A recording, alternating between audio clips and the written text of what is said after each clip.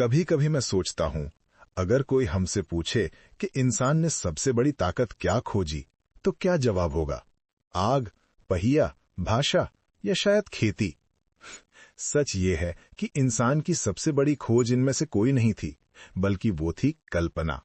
यानी ऐसी चीजों पर विश्वास करना जो असल में होती नहीं। और यहीं से शुरू होती है सभ्यता के अगले अध्याय की कहानी, विश्वास, धर्म और मिथक की।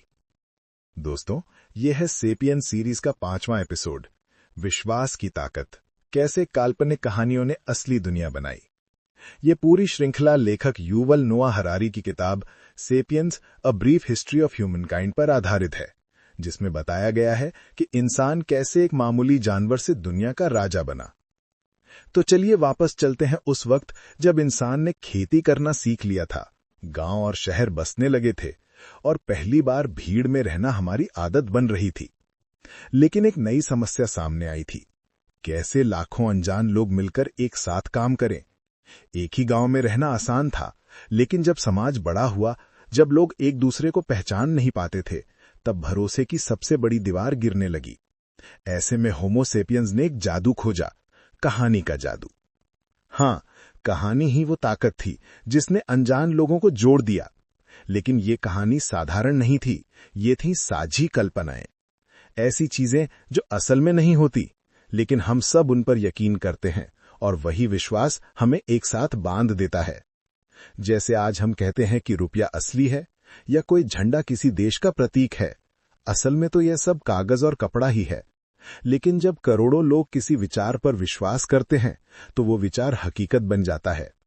यही वो पल था जब होमो सेपियंस ने साझा कल्पना की शक्ति को खोज लिया।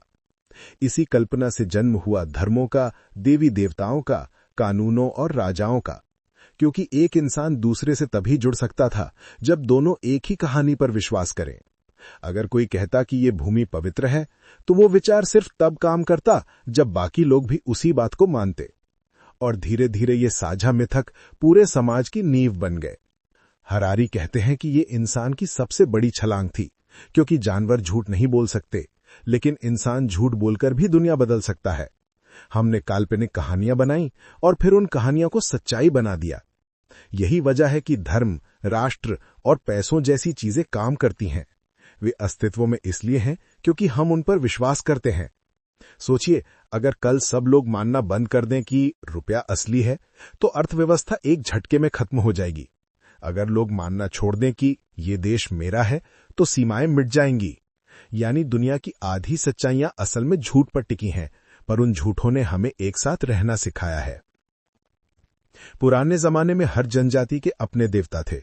किसी के लिए पहाड़ देवता था, किसी के लिए नदी, किसी के लिए आग। लेकिन जैसे जैसे समाज बड़ा हुआ, वैसे वैसे हमें ऐसे विश्वासों की जरूरत पड़ी जो सबको जोड़ सके। यहीं से जन्म हुआ सर्वव्यापी देवताओं का, जैसे सूर्यदेव, आकाशदेव या एक सर्वशक्तिमान ईश्वर की धारणा। यह वही दौर था जब धर्म सिर्फ पूजा नहीं, बल्कि समाज चलाने का नियम बन गया। कृषि क्रांति के बाद जब शहर बने, राजा आए और युद्ध शुरू हुए, तब धर्मों ने नैतिकता और व्यवस्था को आकार दिया। धर्म ने कहा, हत्या मत करो, चोरी मत करो, सत्य बोलो, और ये नियम समाज को एक धागे में बांधते गए। लेकिन धर्म सिर्फ डर नहीं था, वो एक कहानी थी जिसने इंसान को उद्देश्य दिया। हरारी कहते हैं, धर्म ने इंसान को ब्रह्मांड में अपनी जगह समझने की कहानी दी। सोचिए, अगर धर्म नहीं होता तो शायद इंसान के पास कोई वजह नहीं होती ये मानने की कि उसके कर्म मायने रखते हैं। लेकिन जब हम मानते हैं कि कोई ईश्वर हमें देख रहा है, तो हम अपने व्यवहार को नियंत्रित करते हैं। ये विचार समाज को स्थिर बनाता है।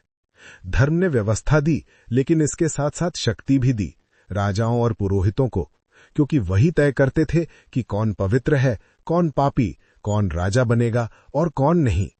यानी कहानी का ये जादू एक और इंसान को जोड़ता था और दूसरी ओर उसे नियंत्रित भी करता था। यहां एक दिलचस्प बात है, जैसे जैसे धर्म फैलते गए, वैसे वैसे उनकी कहानियां भी बदलती गई।